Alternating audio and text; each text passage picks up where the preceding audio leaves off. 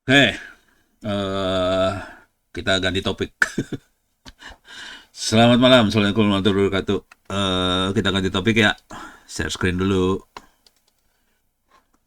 Sebenarnya udah materi udah liar.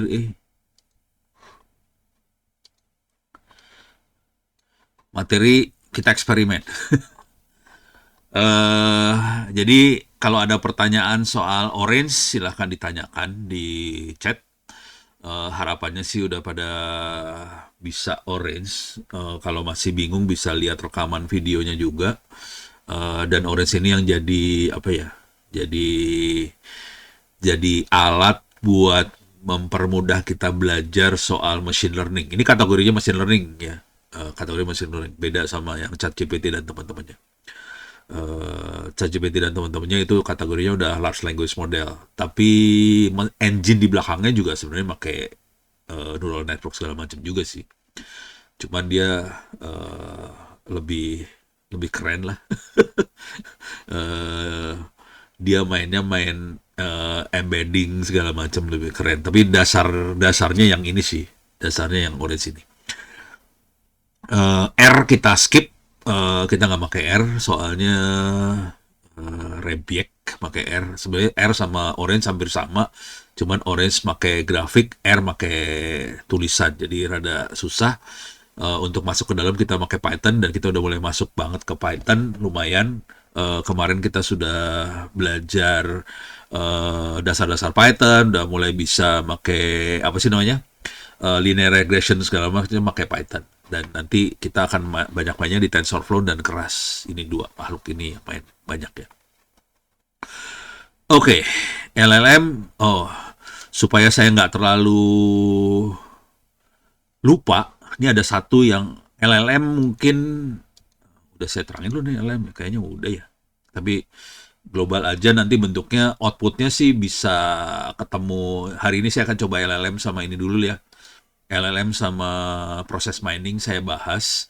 Cuman LLM saya nggak sanggup buat jalanin karena nggak punya mesin yang oke di sebelah saya.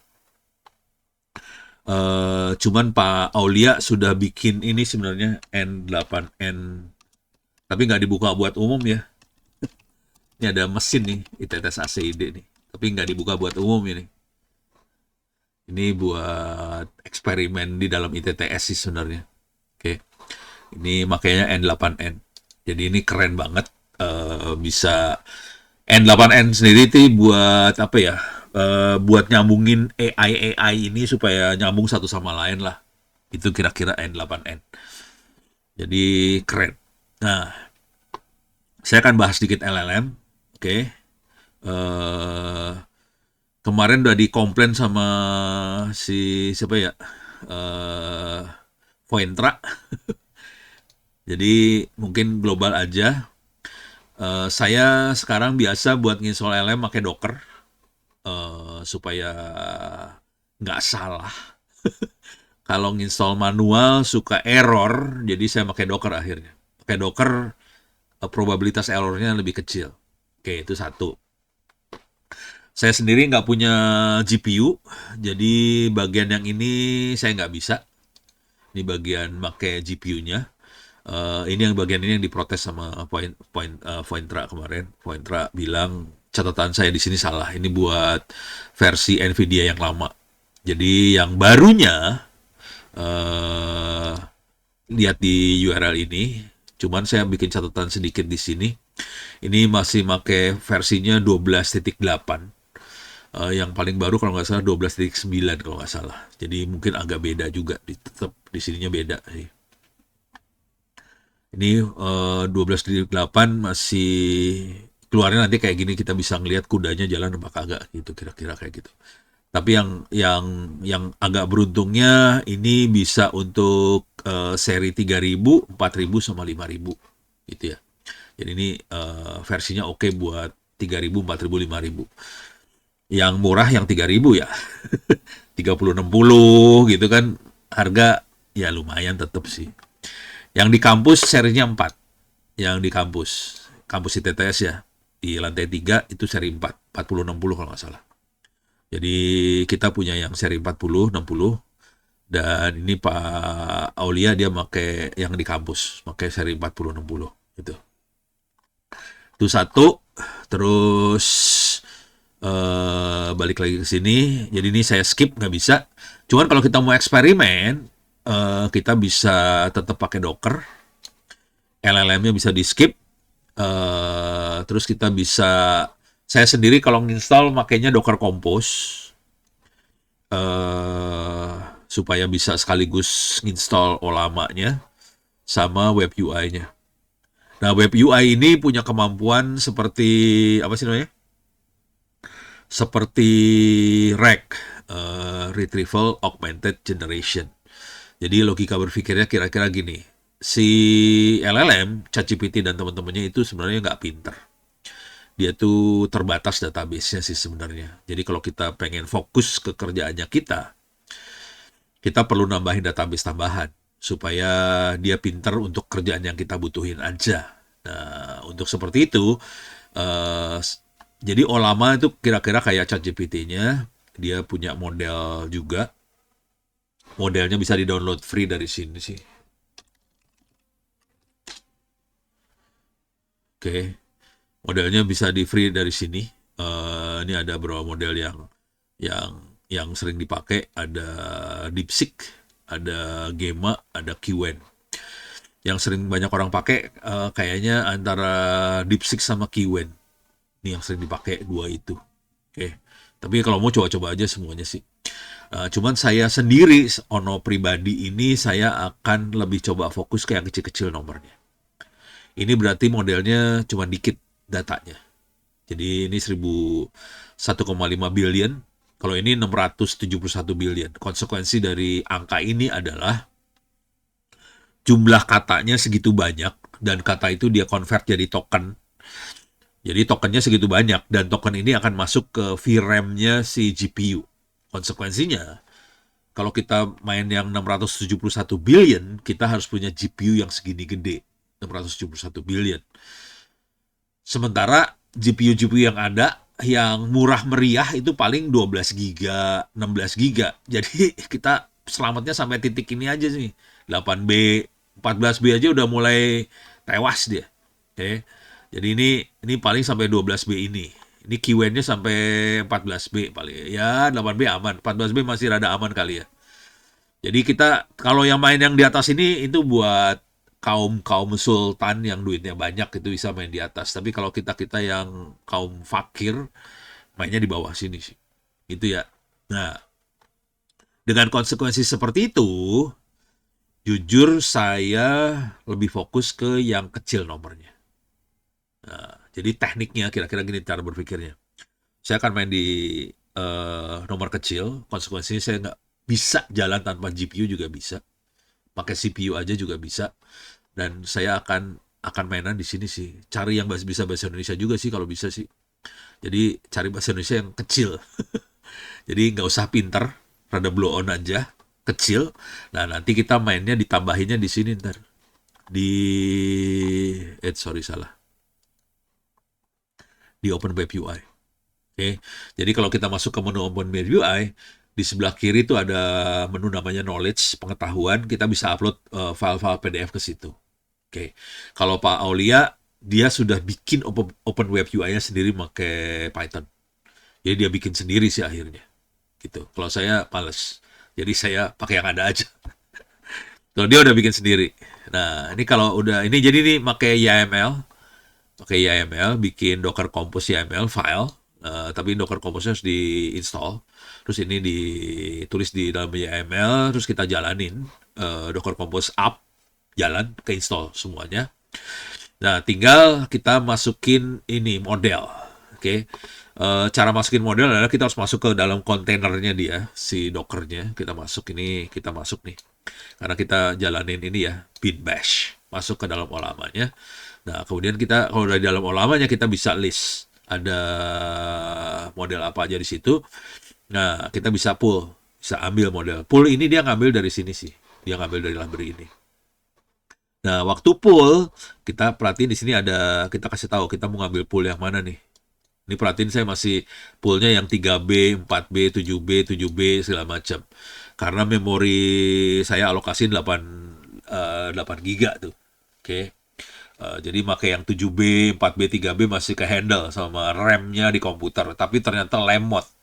Jadi saya sekarang turunin semuanya ke yang 1B atau 0, sekian B.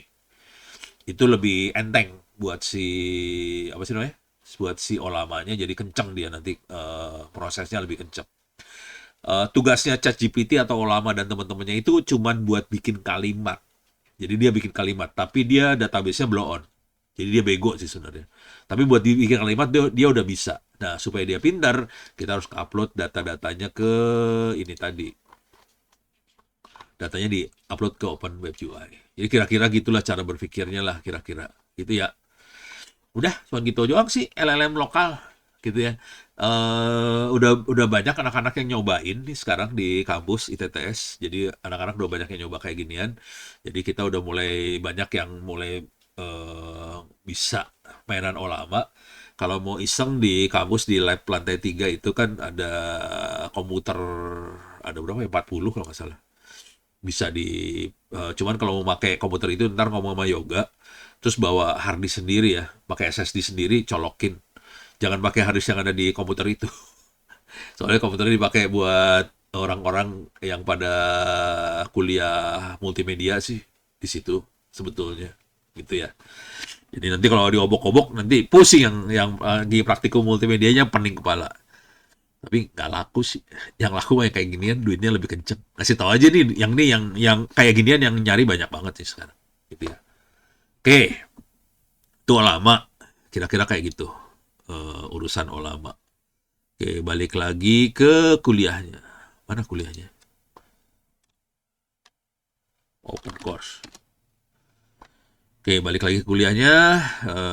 Kita masuk sini. Coba chat, ada pertanyaan? Nggak ada? Nggak ada. Pertanyaan aman ya? Oke. Ini saya baru install ChatGPT baru, jadi rada-rada belum familiar. Jadi kira-kira kayak gitu urusannya. Oh, ini ada tambahan dikit. Eh di Open Web UI, defaultnya dia pakai SQLite database-nya. Jadi kecil. Jadi kalau mau main data gede, bisa ganti kita pakai PostgreSQL. Jadi database-nya bisa gede sih. Bentuknya Docker juga, PostgreSQL. Jadi bisa. Oke, kita bisa pull model, ada model bahasa Indonesia segala macam. Ini catatan ini jangan khawatir, bisa berubah-ubah sih. Tergantung saya lagi ngoprek apa, bisa berubah di sini LLM. Kayak ini yang pertama LLM. Yang kedua proses mining. Oke. Ini ilmu yang lumayan relatif baru, belum banyak yang ngembangin proses mining. Kalau mau iseng kita bisa cek lah di ChatGPT.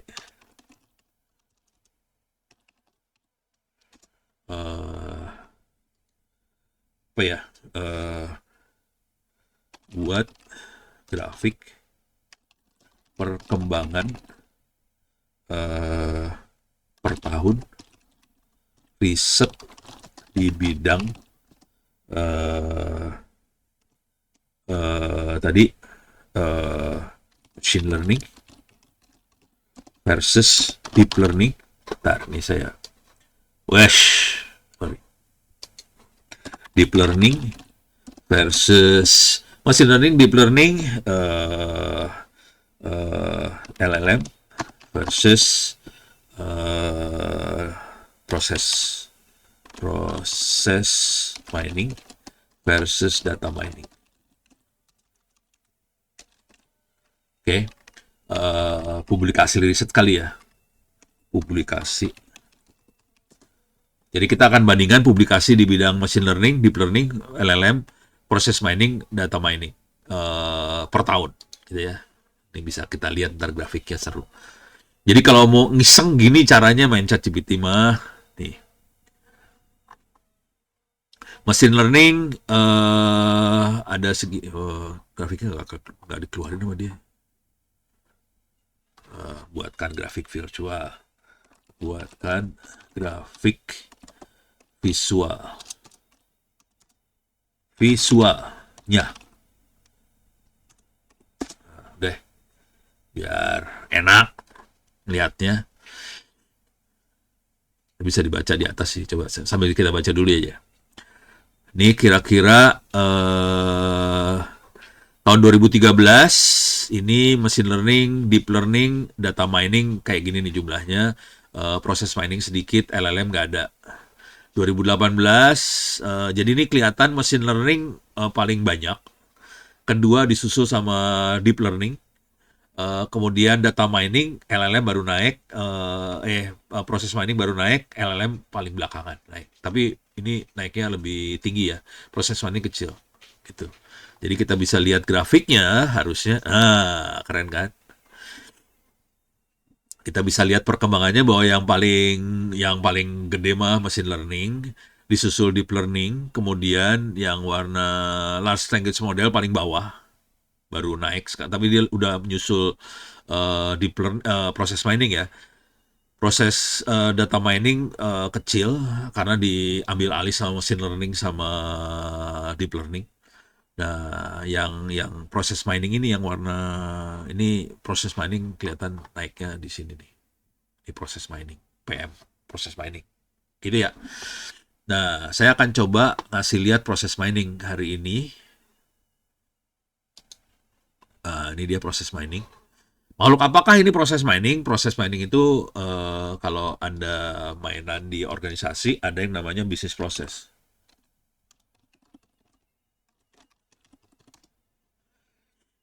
Kita lihat gambarnya aja lah, bisnis paling paling gampang lihat gambar. Ini bisnis proses kayak gini ya. Jadi kalau ini saya yang inilah yang rada ribet yang seru, kalau lihat yang ribet gini seru. Jadi ini ada request, kemudian masuk ke manajemen, di approve apa kagak. Kalau di approve, kalau tidak di approve, suruh review lagi, terus masukin lagi, approve nggak gitu, bisa muter. Gitu ya. Kalau di approve yes, ini kan request buat perjalanan. Di approve yes, siapkan perjalanan, terus prepare segala macam, jalan segala macam. Jadi kira ini prosesnya yang terjadi. Dan ini juga terjadi di semua organisasi sih. Misalnya di IT kan ada help desk, jadi kalau ada komplain nanti diterima sama help desk terusin lagi ke bagian teknis, terusin lagi kemana-kemana sampai prosesnya close, tutup gitu. Itu kalau di orang-orang IT ya, biasanya urusannya help desk. Kalau orang sales biasanya ada lead, terus dia harus follow up lead-nya sampai jadi proyeknya jalan, duitnya masuk, kira-kira gitu close-nya. Kalau di pemerintahan urusannya izin, ada orang minta izin, masukin semua syaratnya, terus pemerintahnya ngevaluasi ini kira-kira boleh dikasih izin apa enggak. Biasanya harus ada ini ya, studi-studinya, misalnya studi lingkungan hidupnya lah, apanya segala macam, bahwa dia tidak akan melanggar aturan segala macam. Sudah semua di studi dilihat, ditandatangan sama bupati atau wali kota atau apa, dapat izin, jalan bisnisnya, kira-kira kayak gitu. Jadi bentuknya kayak gini semua. Cuman dalam proses ini kan ada timestamp ya. Oke, tanggal berapa nih masuk, terus masuk ke sini tanggal berapa, boleh apa enggak, kalau nggak boleh masuk ke sini lagi, balik lagi gitu-gitu. Jadi ini ada statusnya nih, ada sampai tahapan mana, jam berapa. Ini ada siapa yang lagi ngajuin, jadi nomor ID-nya ada, ID prosesnya ada, terus sudah sampai mana prosesnya, ada tanggal jamnya, ada catatannya semua gitu. Jadi kira-kira gitu proses mining. Konsekuensinya ada data yang bisa kita analisa di proses mining. Paling gampang di helpdesk ya. Helpdesk ada datanya. Nah, buat ngelihat datanya seperti apa, kita bisa ngelihat pakai ChatGPT. Jadi kalau belajar sih enak pakai ChatGPT ya. eh Jangan buatkan ya. Jelaskan struktur data ya. Struktur data minimal yang harus ada supaya bisa dilakukan proses mining.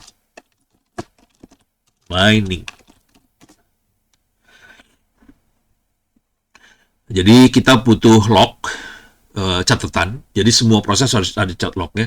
Ada 3 elemen utama dalam log itu, yaitu case atau prosesnya, order nomor berapa. Pokoknya ini ada, dan ini nomor itu nempel terus ke proses itu terus ya. Jadi sampai dia close ya udah tutup selesai.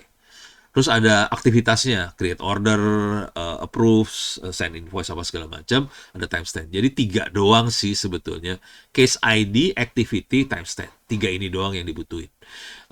Sisa informasinya misalnya siapa yang approve, tanda apa segala macam itu metadata lah kategorinya. Boleh ditulis di database, boleh enggak. Tapi intinya si proses mining akan ngelihat 3 kolom ini doang. Case ID, activity, sampai timestamp. Sisanya option. Oke. Ini ada resource, cost, activity type, event life cycle segala macam. Bentuk formatnya bisa 3 ini, bisa CSV, bisa XML, bisa JSON. Oke. Jadi bentuknya kayak gini ya, CSV, XML, JSON. Oke. Tapi yang intinya harus ada 3 ini. Nah, terus ini beres ya. Sekarang kita akan masuk. Ini kita ngajar pakai ChatGPT ya, keren ya. Oke. Yang seru dari makhluk ini adalah software open atau aplikasi ya, atau library open source apa saja yang bisa digunakan untuk proses mining.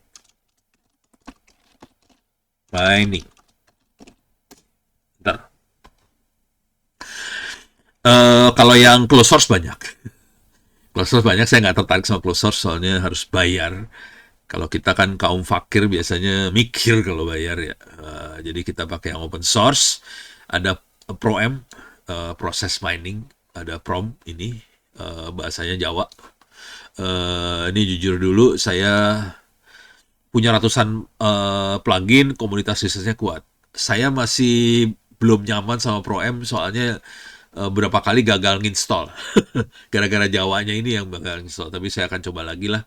Cuman Heidi dan yang lain, ini mahasiswa ya, udah lebih nyaman dengan ProM ini sih. Kalau saya sendiri pakainya yang ini, PM4Py. Ini Python. Ini pakai Python banget. Yang lain saya nggak. Ini R nggak saya pakai. Ini nggak saya pakai. Jadi paling yang kita fokus kedua ini aja, ProM sama PM4Py. Oke. Yang lain kalau pakai yang lain nggak apa-apa sih. Jadi saya makainya 2 yang ini aja. Ini saya banyaknya di sini. Oke. Masih oke lah, banyak oke-nya. Ada visualnya. Visualnya ada ProM, jangan khawatir, walaupun dia bentuknya script, tapi keluar gambar si ProM. Oke, sekarang saya kasih contoh langsung ya si ProM-nya. Ini kalau mau dilihat di source code-nya ada sih sebenarnya, ini ada cara install-nya. Di sini ada cara install-nya, nggak susah cara install-nya. Ini cara install-nya kayak gini lah. Kita bisa nginstall aplikasi yang buat dukungnya dia, terus kita nginstallnya pakai pip, karena dia Python ya, pakai pip. Terus kita bisa bikin virtual environment, kita aktifin, install PM4Py, udah jadi. Saya tidak pakai Anaconda sekarang, saya lebih cenderung yang ini sih. Anaconda horror, kadang-kadang berhasil, kadang-kadang kagak, puyeng kepala pakai Anaconda. Oke, ini beres, install. Dia punya beberapa model sih sebenarnya. Ada alpha miner, ada heuristic miner, ada inductive miner. Jadi ada beberapa proses buat proses miningnya. Ada beberapa algoritma. Yang paling sederhana, yang alpha sederhana, mudah dipahami. Heuristic bisa proses yang noise-nya tinggi, variasinya tinggi. Yang induktif mampu menerangi berbagai struktur proses, termasuk yang kompleks dan yang banyak cabangnya lah. Oke, jadi kira-kira kayak gitu. Mungkin kita akan coba yang heuristic atau ya itulah, kita akan coba ya. Gitu ya. Nah, eh, atau saya langsung jalanin aja. Ini belum saya jalanin soalnya. Kita coba, mudah-mudahan aman. Oke, adanya di sini, mudah-mudahan. Iya, oke, ini saya jalanin.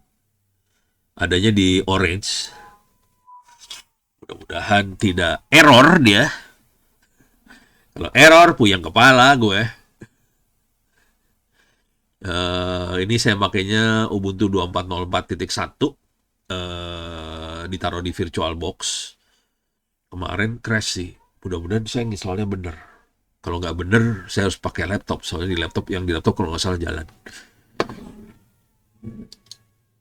Oke, ini udah mulai jalan. 2404.1-nya jalan. Ini saya nginstalnya buat Orange sih sebenarnya. Kalau si PM4Py-nya belum jalan, berarti saya harus install dulu PM4Py-nya. Di situ. Oke. Nah, kalau ini bisa selesai jam 8-an, nanti jam 8 sampai jam 9 kita coba Python ya. Tapi kalau ada pertanyaan silahkan ditanyain. Ini ngasih tahu dulu ya, ini proses mining nggak banyak yang nguasain di Republik Indonesia. Dan ini penting banget kalau kita melakukan pengen ngerjain apa sih namanya transformasi birokrasi. Jadi misalnya kita pengen ada organisasi, kita pengen tahu masalah apa yang jadi bottleneck yang bisa bikin macet birokrasi itu apa. Misalnya perizinan. Ini macetnya di bagian mana sih izin? Kok izin jadi lama banget? Nah, kayak gitu-gitu sih. Nah, dengan cara kayak gini kita bisa ngevaluasi bagian mana yang paling brengsek yang bisa ngalangin orang sampai izinnya macet gitu. Dengan cara kita bisa bongkar struktur organisasinya. Bongkar tuh bisa misalnya ya misalnya macetnya kenapa kan nggak tahu ya. Misalnya paling sederhana macetnya karena banyak request. Kan kalau izin kan harus ada misalnya harus ada nganalisa syarat-syarat segala macam dan ternyata eh, yang orang yang buat mengevaluasi syarat itu kurang banyak makanya jadi macet. Nah kalau udah kayak gitu ya kepaksa mau nggak mau harus ditambahin orangnya. Ini nggak loading loading ini kunaon tidak jalan ini tidak jalan yang ini kenapa tidak jalan.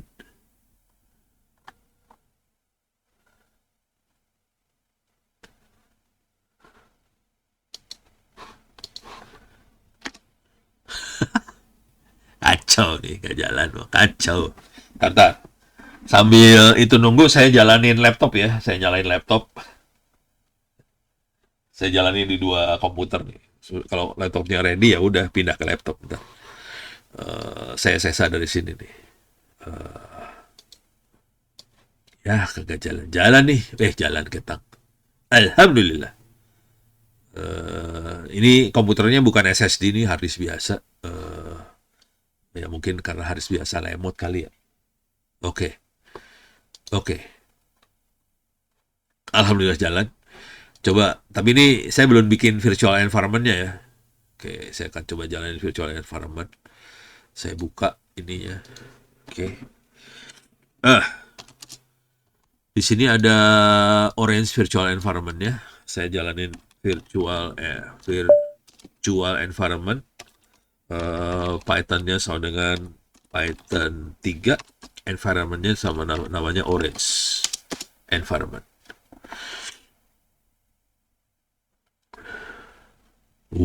Karena harddisknya sini.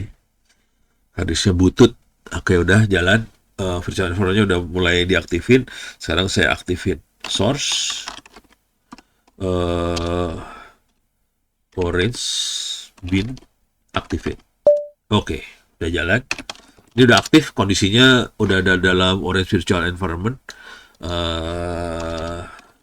Nah, sekarang saya masuk ke folder Orange. Ini semua data saya taruh sini. Khusus untuk proses mining saya taruh di sini nih. Proses mining. Oke. Proses mining. Nih, clear dulu layar. Ini proses mining dari sini. Nah, file ini ada di mana? Folder orange ini saya taruh di sini sih sebenarnya. Jadi tadi kan saya ngasih tahu s.id/free OWP ebooks. Oke, saya ulang s.id/free OWP ebooks, enter. Ini ada folder namanya orange. Ini orange, diklik orange. Oke, dia lagi loading. Oke, alah. Masih lama. Belum masuk ke orange ya. Kok nggak masuk sih? Oh, keklik. Salah. Kebanyakan klik ya. Ini ada domestic animal, proses mining, PU, S2, apa segala macam. Kita masuk ke yang proses mining ini. Jadi proses mining ini dengan proses mining di dalam komputer saya sama. Ini jadi folder ini dikopiin ke Google Drive sih. Jadi silakan aja diambil di sini.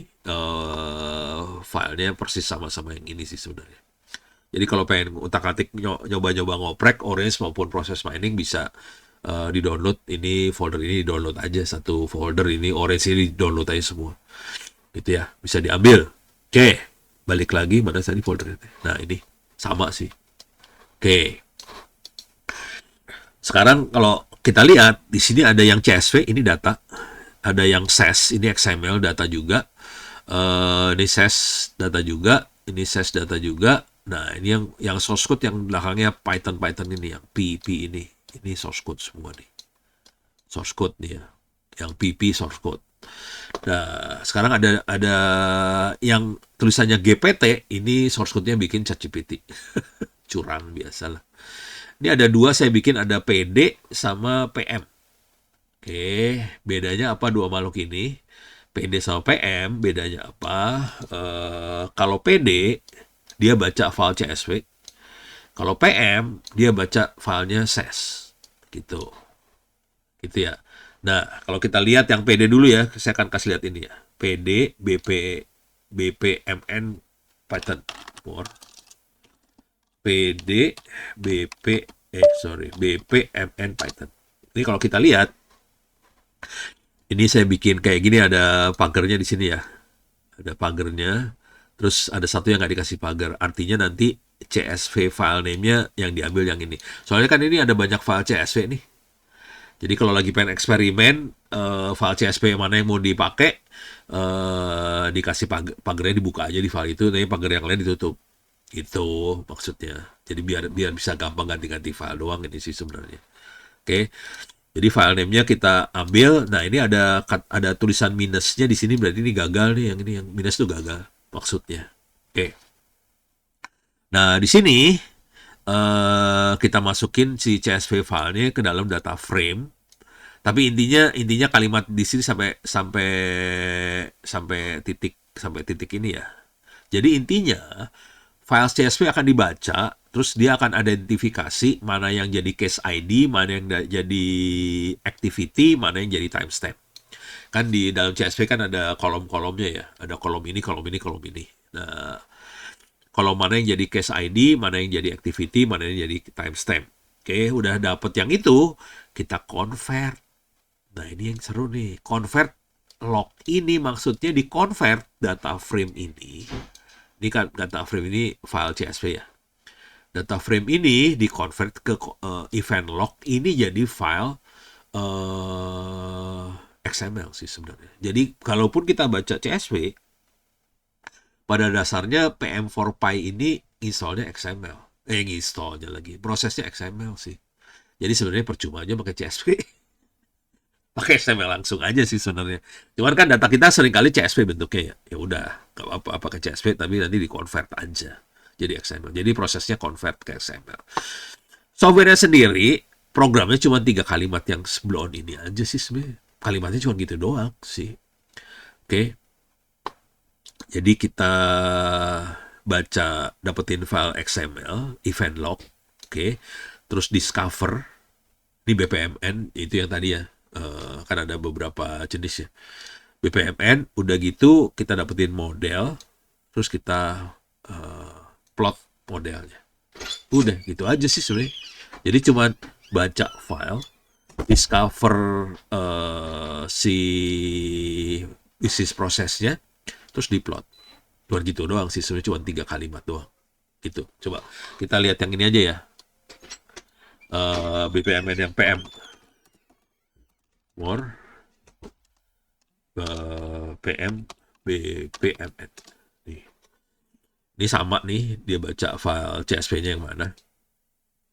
Jadi kita read, ses, terus discover, terus dapetin modelnya, plot modelnya. Udah cuma gitu doang. Tinggal kita ganti-ganti nanti filenya yang mana yang mau kita evaluasi. Di sini ada cross hospital, ada apa segala macam, bisa ganti-ganti gitu ya. Yang ini yang PM4Py running example ini yang generate ChatGPT sih. Jadi ada beberapa yang saya minta ChatGPT tolong generatein filenya dong. Nah, keluar kayak gitu. Oke, sekarang kita coba lihat. Oke, ini namanya apa tadi? PM. Jadi jalannya cuma gini doang sih. Python 3 PM. Saya kasih lihat filenya dulu ya, biar kebayang lah filenya. More BPIC misalnya A test. Nah, kalau test dia XML kayak gini bentuknya, kayak HTML kayak gitu gitulah ya. Ada event, ada slash ininya, dia ada yang buka, ada tutupnya gitulah ya. Oke, itu kalau XML bentuknya kayak gitu. Kalau yang CSV bentuknya kayak BPIC BPI 2 nih. Nah, ini bentuknya udah koma separate, ini koma atau titik koma ya? Oh, titik koma dia. Ini pakai titik koma nih ya. Separate-nya pakai titik koma yang ini. Oke, jadi dia pakai titik koma buat separate-nya. Ya ini sebenarnya kayak file Excel biasa aja sih, gitu ya. Datanya kayak gitu. Ini lebih berat buat si komputer buat ngolah sih sebenarnya kayak gini ya. Kalau yang pakai XML lebih enteng buat dia aja. Nah, ini kan akan kita coba jalanin ini. Oke, Python 3 PM BPM BPM. Nah, ini dia baca XML ya, baca XML-nya langsung, karena PM saya ambil yang XML aja biar gampang. Oke. Ini ada BPMN, ada DFG, ada heuristic, ada tree. Bisa dilihat-lihat. Kalau mau lihat file yang sama, dilihat pakai beda algoritma gitu. Efeknya kayak gimana. Yang paling saya suka yang DFG sih sebenarnya. Karena dia bisa ngelihat macetnya di mana. Kalau ini cuman prosesnya kayak gimana doang kalau nggak salah. Coba kita lihat. Nih keluarnya. Bututnya. Ini kelihatan prosesnya dari sini masuk sini, terus ada yang lewat sini, ada yang langsung, terus ada, nah ini udah mulai seru nih, di sini mulai seru nih. Tapi kita nggak bisa lihat, jadi di titik ini dia splitnya kemana aja kelihatan, gitu ya. Ini cuma lihat prosesnya kayak gimana. Sekarang kita akan coba lihat yang DFG. DFG. Ya, sebetulnya kalau udah kita ngeliat gini, yang kita pengen tahu kira-kira berapa sih yang bisa lolos, berapa yang kena masalah, macetnya di mana sih, nah kayak gitu-gitu sih. Dan itu harus bisa kelihatan semua langsung di layar, satu layar kelihatan semua. Nah ini kelihatan semua di satu layar nih sebenarnya. Bisa digedein nggak? Oke. Ini kelihatan masuknya 13.087 proses yang masuk. Outputnya juga sebenarnya totalnya sama, cuma nanti kelihatan beda-beda. Ini ada yang dari pre-asset langsung keluar, jadi nggak di accept sih sebenarnya, dia yang pre-asset dikeluarin 69 dibuang. Jadi pre-accept buang keluar, oke, tidak approve dia, diterima tapi tidak approve. Yang penting yang ini sih sebenarnya, approve ini yang penting. Approve ini, yang ini lebih keren lagi, approve sama registered ya. Ini ada yang activated, ada yang cancel. Dari 13.000 ada 2.800 di cancel, nggak bisa. Dari 13.000 ada yang decline, ada 7.000 decline. Jadi kita bisa lihat banget dari di sini kelihatan angkanya, berapa yang decline, berapa yang approve, berapa yang registered. Yang approve cuma 300 dari 13.000, cuma 300 approve. Oke. Dan ini penting banget sih. Jadi kita bisa tahu, oh oke, Berarti banyak yang nggak approve. Kenapa? Nggak approve-nya kita bisa lihat lagi di sini yang decline sekian, yang cancel sekian, yang finalize juga nanti ada dipisah-pisah nih finalize. Ada yang finalize langsung keluar, ada yang masuk ke registered, ada yang approve, ada yang activated, ada yang cancel, segala macam. Oke. Tapi yang pentingnya yang approve sama registered kali ya. Totalnya berapa nih? 1000-an. Cuma dari 13.000 cuma 1000 yang akhirnya registered dan approve. Gitu. Nah, ini ada warnanya nih, ada yang warna biru gelap, ini gelap paling gelap, yang ini biru lagi, ini warnanya putih segala macam. Nah, di sini yang kita bisa lihat di sini adalah tingkat macetnya di mana aja. Jadi di sini yang paling macet adalah di bagian ini. Jadi ada bagian, jadi kita kan submit, ini nggak tahu submit apaan lah, pokoknya dia submit. Ini ada yang submitnya nggak lengkap, partially submitted, diulang lagi. Jadi dia minta lagi, kamu kurang syarat ini nih, balik lagi, suruh masukin lagi. Jadi bagian ini paling menyebalkan, bagian apa? Supaya orang masukin semua syarat-syarat, gitu ya. Bagian ini menyebalkan. Sesudah itu ternyata langsung 5.000 decline. Dibuang 5.000 tuh udah dari ini dibuang 5.000 udah ditolak langsung. Terus cuma 7.000 yang pre-accepted diterima sementara. Dari 7.000, 1.000 di cancel. 5.000 yang diterima. Jadi kelihatan dari sini nih macetnya di mana, jumlah yang diterima. Jadi ini yang saya paling suka yang ini sih DFG. Jadi DFG kelihatan semua sih. Dari sini kita langsung bisa nanti ambil keputusan sebaiknya struktur organisasinya seperti apa supaya kita bisa analisa ini semua. Jadi misalnya kalau Anda kerja di perusahaan atau apa, ada bagian yang ada bisnis prosesnya, itu bisa jadiin ini sih, bisa dijadiin paper journal, bentuknya kayak gini, nanti kita bisa analisa buat ya organisasi ini seberapa efisiensi, masalahnya ada di mana sih gitu. Tapi ntar harus minta izin dulu sama yang punya organisasi ya. Nanti tonton ngamuk. Lu buka rahasia gue lo, bahaya. Harus gitu, harus tanya-tanya dulu, boleh nggak dibuka. Jadi kira-kira ini nih urusannya. Ya ini menarik karena belum banyak di Indonesia yang menguasai ilmu yang seperti ini. Cuman ya nanti harus bikin datanya supaya bisa diproses. Jadi harus ada case ID, ada timestamp, ada activity. Nah, nggak gampang buat sampai data seperti itu karena sebagian programmer itu waktu bikin program kagak mikirin yang ini gitu. Mereka cuma mikirin datanya masuk ke dalam database. Nggak dikasih timestamp, nggak dikasih apa-apa. Wah, udah bonyok lah udah kayak gitu. Jadi nanti harus minta tukang coding ya. Tolong dong tanggalnya dimasukin dalam tabel. Tolong dong ininya dimasukin dong. Kalau nggak bisa diproses. Jadi itu yang masalah. Ini kayak kemarin kita ngelihat datanya punya DPR RI misalnya. Wah itu mabok juga itu. Datanya nggak bisa diginiin ternyata. Jadi datanya mereka nggak bisa diginiin. Jadi agak susah. Jadi harus ngerubah data akhirnya. Itu. Supaya bisa dilakukan proses mining seperti ini kita harus ngerubah data. Datanya harus dikonversi dulu lah supaya bisa jadi rada enak proses. Jadi si proses miningnya punya syarat sebetulnya supaya bisa diproses harus punya tadi 3 kolom yang enak dibaca sama programnya. Kolom lainnya dia nggak peduli sih sebenarnya, dia cuma 3 kolom itu aja yang penting gitu. Beres ya. Ini orang yang ahli di bidang ini nggak banyak. Ini cerita aja. Heidi waktu dia magang, dia mainannya proses mining waktu magang.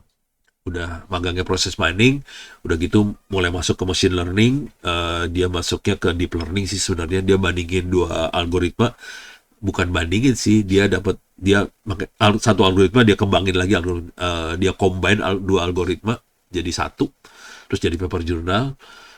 Sekarang dia udah kerja di Telkom, tapi belum wisuda ya, wisudanya kan masih Oktober ya, masih belum wisuda. Jadi si Heidi itu rencananya sih sekarang lagi mulai riset buat menganalisa Trojan, ransomware segala macam, dan mungkin mau S2-nya keluar gitu. Jadi arahnya udah kayak gitu sih. Kalau udah mainan kayak ginian udah keluar. Dan ini Ini nggak ada orangnya di Indonesia. Asli, nggak banyak orang yang ngerti yang sampai level ini, nggak banyak. Gitu. Beres? Coba. Pertanyaan nggak ada? Aman? Chat kosong. Tidak ada. Oke. Lanjut. Oke, ini tutup dulu. Oke, kita akan, ini beres ya. Saya tutup, ini ditutup. Saya shutdown dulu lah. Shutdown. Oke, sekarang saya akan jalanin, sekarang udah jam berapa? Jam 8 kurang seperempat. Saya akan coba jalanin, jadi ini udah beres, ini bisa di-downloadin, kalau mau lihat-lihat silahkan download buat coba-coba. Oke. Kita akan nerusin oprekan minggu lalu. Kita pakai apa? Python, Google Colab. Tapi sekarang kita akan coba lebih ekstrim sedikit. Kalau minggu lalu kan kita coba cuma satu variabel ya, x, y, linear biasa aja. Coba kita nyoba pakai 2 atau 3 variabel. Terus kita akan coba juga mungkin, tapi ini saya eksperimen banget nih ya. Sebetulnya ada sih yang udah jadi di open course, atau masuk sini juga bisa. Masuk ke keras. Di sini ada vision model example, ini udah ada mainannya sih, udah ada source code-nya segala macam sih sebenarnya. Bisa tuh, udah ada source code segala macam sih di sini ya. Kalau mau dicoba-coba ada. Cuman saya lagi mau cari inilah, nyoba nih, itu ada source code-nya ada sih sebenarnya. Cuman kita akan nyoba yang aneh-aneh ya. Soalnya ini jujur saya lagi nyoba teknik ngajar yang gampang tuh apa. Kalau ini kan loncat aja gitu ya. Loncat saya ambil dari mana saya loncat. Tapi saya lagi pengen nyoba, bisa nggak ngajar tanpa lihat ini gitu. Ini kalau udah mainan ini bisa macam-macam sih. Bisa ngeliat gambar, time series, text, sentiment, audio. Kita bisa prediction juga. Sorry, salah. Kita bisa prediksi apa segala macam di finance ya. Tapi kalau dilihat nanti bentuknya kayak gini-gini semua sih. Oke.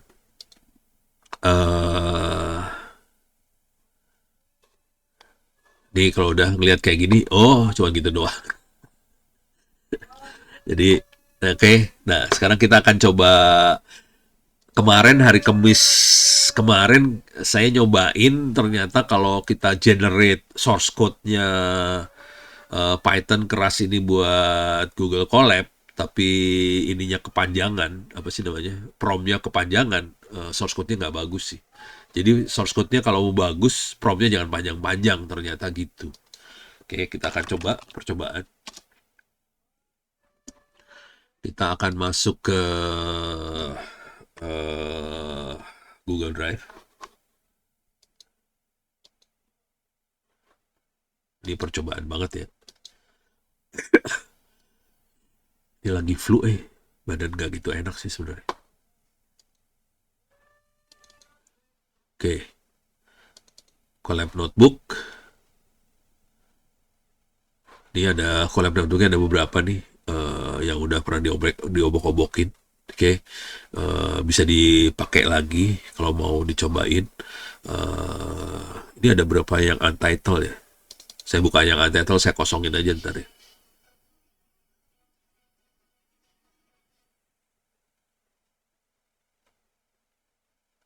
Oh, ini percobaan kayak gini doang, dibuang aja ya. Oke. Bisa nggak di...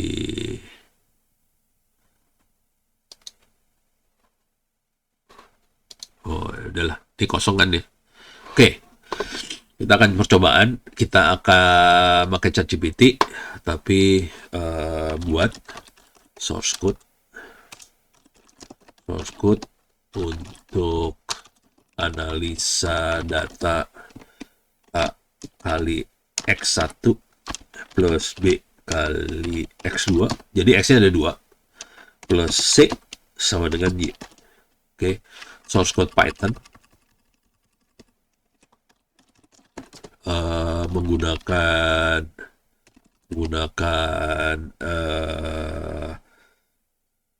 keras. Oke.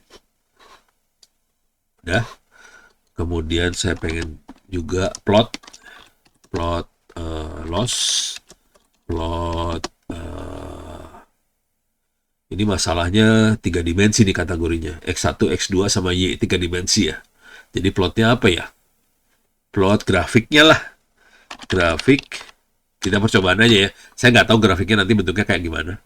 Saya tadi pengen lihat grafik model versus X1, X2 sama Y. Bisa nggak ya? Ini 3 dimensi soalnya. Rada ngaco nih. Bisa nggak ya? Karena biasanya kan cuma X sama Y sama grafik dari modelnya tadi. Ya, ini kita cobain aja bisa apa. Jadi promnya jangan panjang-panjang pengalaman kemarin. Kalau panjang dia pening kepala dia. Coba kita kasih segini aja ya. Membuat data sintesis, membuat model keras, pelatihan model, visualisasi loss, hasil prediksi dan nilai sebenarnya. Jadi pertama kita harus import si NumPy, kita import buat plotnya, terus TensorFlow kelasnya di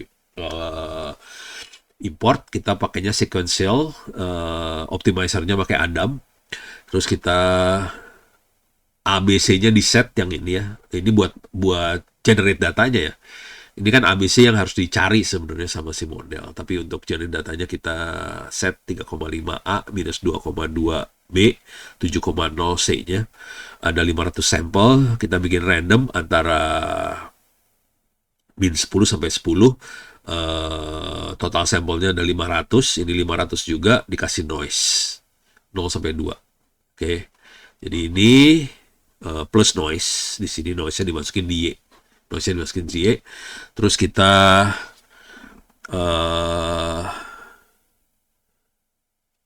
bisa digituin ya. Baru tahu gue. Ini NumPy stack. Oke. Jadi dia bikin stack nih. Ini baru perhatiin. Jadi saya jujur nih kadang-kadang ini kan ono belajar sendiri semua juga, jangan khawatir. Jadi dia bikin stack X1 sama X2 di stack sama dia jadi satu, jadi aksis nomor satu. Terus kerasnya sequential, inputnya 2. Oke. Satu apa sih namanya, satu node gitu ya, optimizernya Adam, learning rate-nya 0,01, loss yang dipakai MSE adalah mean square error. Jadi error rata-rata, min tuh rata-rata, square kuadrat. Jadi errornya dikuadratin supaya nggak ada error yang negatif. Jadi selisih antara hasil prediksi sama data sebenarnya dikuadratin. Oke, udah dapet di fit ke X sama Y-nya. Y-nya adalah yang ini, X-nya yang ini. X ini gabungan dari X1, X2. Bisa di stack kayak gini ya. Berarti menarik kalau nanti kalau kita punya 3 data bisa gampang nih. Oke. Terus kita bisa plot loss-nya. Loss tuh yang ini ya, MSA-nya di plot di sini. Tergantung epochnya ada 100, kita fit dengan 100 kali iterasi. Oke, nanti kita gambarin, terus kita predik modelnya. Kita pengen plot antara Y sama Y prediction-nya kayak gimana. Oh, jadi gampang banget ya. Dia juga bisa plot di surface 3 dimensi. Nah, ini 3 dimensi soalnya. Oke, jadi ada X1, X2. Keren ini. Keren. Coba kita. Ini gue harus catat ini sebenarnya. Waduh, keren banget ini. Oke, saya masukin sini dulu bentar ya. Oke. Saya tambahin lagi kalau gitu ya.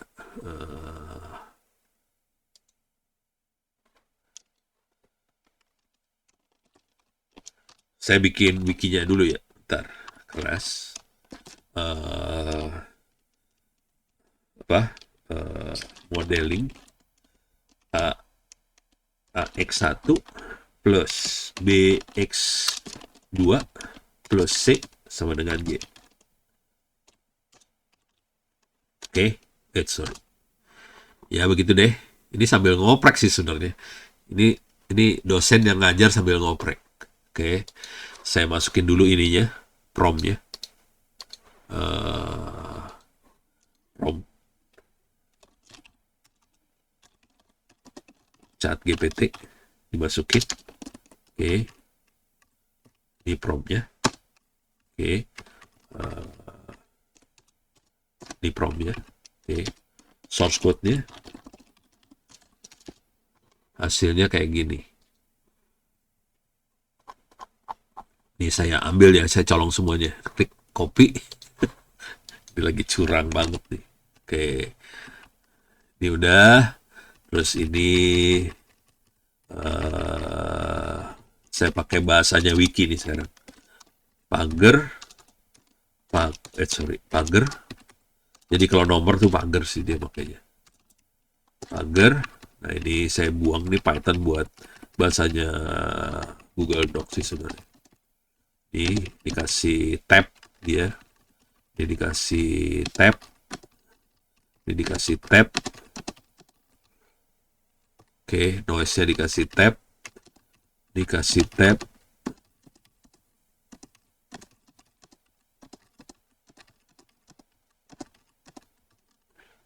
Oke, dikasih tab. Tab supaya nggak disambungin kalimatnya sih sebenarnya. Kalau nggak nyambung dia, kalimat sama bawahnya nyambung dia. Ini udah, ini nyambung, ini enggak, ini gitu.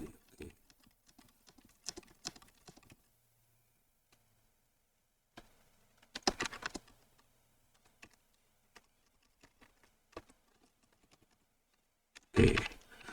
Ini supaya jadi subbab diginiin. Ini nggak apa-apa. Ini saya kasih dua ini. Itu bintang-bintang harusnya nggak ada sih. Tapi sebentar saya diamin dulu. Itu udah. Jika kamu ingin membuat model, bobot tuh yang A dan B-nya ya. Bisa dilihat kalau mau dilihat. Oke, sip, save. Oke, ini udah enak kan ngeliat nih, langsung. Ini nggak bagus nih ada ininya bisa saya rubah sih. Deh, sekarang saya akan coba jalanin ya. Jadi ini akan saya ambil semuanya aja deh. Copy aja sini, copy. Mana tadi Google Colab-nya ini ya. Paste. Oke, saya kasih nama. Yang ini adalah model X1 plus BX2 plus C sama dengan Y. Oke. Jadi saya tahu nanti ini bahwa Python ini untuk analisa AX1, BX2, C. Tapi ini sekaligus semuanya saya jadiin satu. Kalau mau enak sih saya jalanin dikit-dikit. Ya, tapi ya udahlah, jadiin satu aja ya. Kan kita udah bisa baca nih tadi. Jadi load library-nya, bikin datanya X1, X2, Y, kemudian kita prepare input feature dan outputnya, masukin kayak gini, kemudian kita bikin modelnya, train modelnya, plot loss, terus predict, sekarang plot Y-nya, Y sama Y true-nya, terus kita plot 3D. Coba kita plot hasilnya gimana nih. Jadi kita main dengan dua X ya. X-nya ada dua.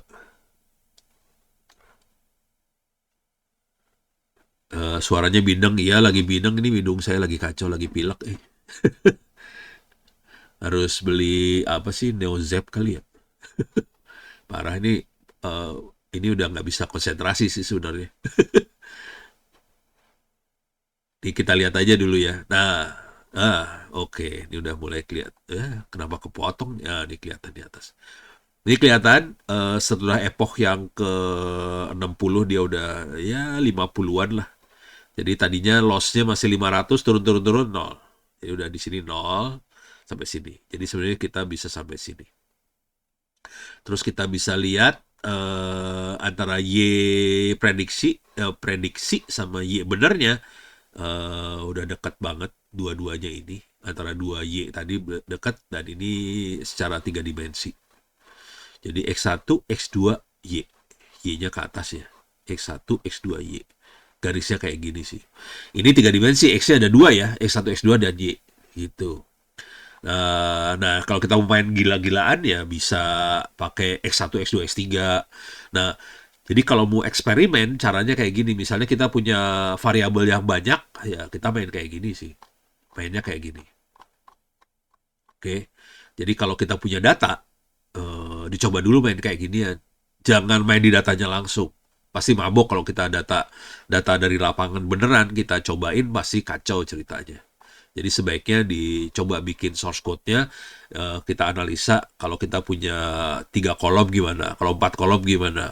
Terus kita juga bisa gini, kalau kita punya data banyak, misalnya kita bikin source code lagi nih ya. Saya bikin pakai ChatGPT. Oke.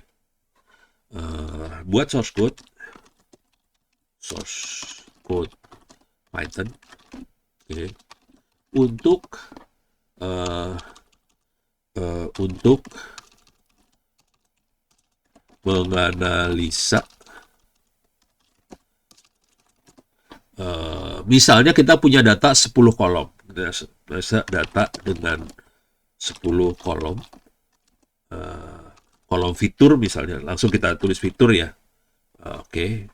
Misalnya kita punya 10 kolom fitur dan satu target satu kolom target ya. Untuk mengetahui uh, fitur mana, 3 fitur yang paling dominan untuk target tersebut gitu. Jadi kan kolomnya ada 10. Tapi kita pengen tahu 3 yang paling utama yang mana sih? Supaya kita bisa analisa, nggak usah semua kolom kita mainin sih sebenarnya. Jadi kita cukup analisa 3 atau 4 kolom yang kita mainin. Jadi kayak gini aja di enter langsung dapat source code-nya. Jadi kita harus jago-jago mainnya kayak gini aja sih. Ya, kita metode fitur importance pakai random forest. Nah, udah mulai kelihatan nih. Nah, kita perhatiin library yang dipakai udah beda ya. Kalau tadi kan pakai NumPy apa segala macam, kita udah main di atasnya NumPy ya. Kita pakai Panda. Bawahnya Panda biasanya NumPy sih. Terus pakai sklearn. Di sini ada random forest classifier, train test split, label encoder segala macam. Nah, ini kita ini harus ada data SCSP. Kita minta generate datanya sekalian lah ya. Gue nggak punya data juga soalnya ini. Uh, untuk generate data yang dibutuhkan. Itu ya, sekalian dah. Males. Kalau create data berarti saya harus generate data. Males gue. Bikin sintetis data. Hasilkan data sintetis. Nah, gue pakai NumPy buat generate datanya. Oke. Tuh, dia generate data. Oke. Tapi gue mintanya 10. Oh, nih fiturnya ada 10 nih kelihatan nih. Fiturnya 10 ya. Oke. Fitur name-nya, ini namanya fitur 12-10. Kemudian targetnya Y, terus korelasi antar datanya, linear regression, fit, top V berasal korelasi Pearson, kelihatan yang paling ini yang mana. Oke. Jadi nanti mainnya jadi source code-nya kayak gini sih. Oke. Jadi nanti data kita harus dibikin supaya bisa masuk ke data frame ini. Cuman ini kebetulan nama fiturnya kayak gini, gak apa-apa, dimasukin jebret. Nanti data frame ini yang kita ini ya, lihat korelasinya. Oke, dia ngambil 3 head. Oke, nah sekarang kita akan coba jalanin ini. Ini harusnya saya masukin lagi ke wiki ya. Ini hobinya saya biasanya kalau saya ngoprek caranya gini sih sebenarnya. Ini saya belum pernah nyoba sebelumnya sih, asli. Jadi saya belum pernah nyoba, saya cobain aja. Pakai ide aja. Jadi kalau eksperimen tuh mainnya ide aja, terus kita cobain gitu. Oke, kita masukin, salah. Kita ambil kopi sini aja ya. eh Tadi perasaan ada yang kosong lagi. Coba gue collab, ada yang kosong lagi nih. Nah, nih saya ambil aja lah. Yang kosong-kosong eh saya jadiin ini aja nih.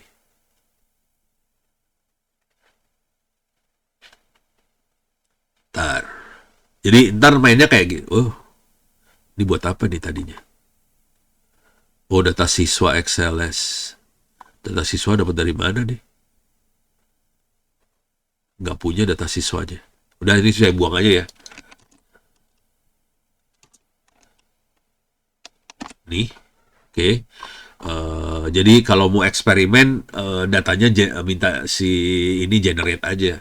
Ini saya gantiin jadi model eh, evaluasi 3 top fitur.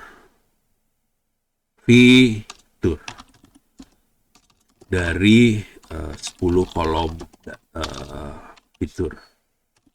Jadi fiturnya 10 kolom, saya cari 3 top fiturnya ya. Oke. Ini saya run aja, kita lihat hasilnya. Sorry nih, hidungnya bidang banget nih, udah mulai kacau. Gak bisa mikir. Coba lihat. Oh, langsung keluar nih. Jadi fitur nomor 6, 7 sama 1 yang dominan. Yang lainnya nggak terlalu, dan ini dia ngambilnya ya ini dia nggak, ya udah, ya inilah 0,6. Nah, ini 3 yang dominannya. Tapi kalau kita lihat kayak gini, tergantung kita mau ngambil 3 atau ngambil 5 atau berapa. Nah, nanti harusnya dihitung lagi. Kalau kita ngambil 3 sama ini, persentasenya kayak gimana, tingkat ketelitiannya kayak gimana. Kita bisa tambahin lagi di sini ya, di promnya.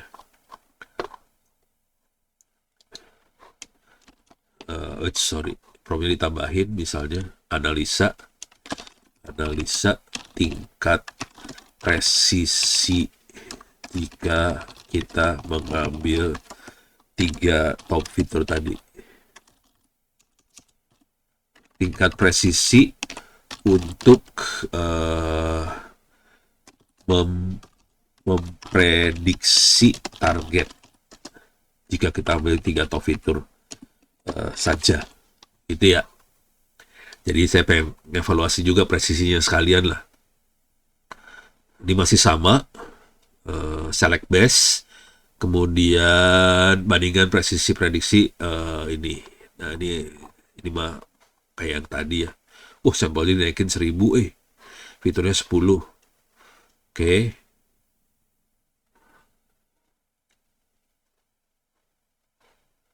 TikTok deh. Nah,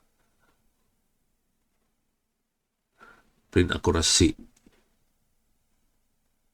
Ini kalau dengan semua fitur ya. Ini yang ini all fitur dipakai, dapat akurasinya. Yang ini dengan 3 top fitur, akurasinya berapa? Oke. Nah, dari situ kita copy. Kita copyin lagi ke sini tadi. Salah. Yang ini. Oke. Oke. Ulah. Jadi copy paste aja. Kita lihat efek ini.